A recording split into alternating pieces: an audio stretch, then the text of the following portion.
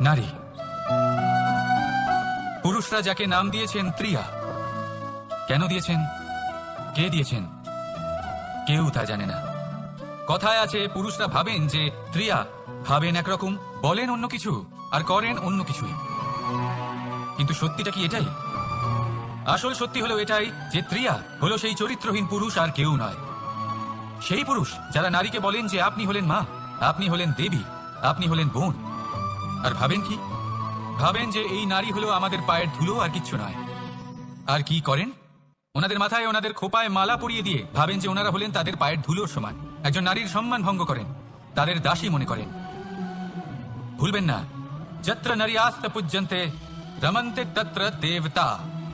অর্থাৎ যেখানে নারীকে পুজো করা হয় সেখানে ঈশ্বর বাস করেন, আর যেখানে নারীকে অপমান করা হয় সেখানে ঈশ্বর এবং ভাগ্য এই দুই রুষ্ট হয়। মনে রাখবেন।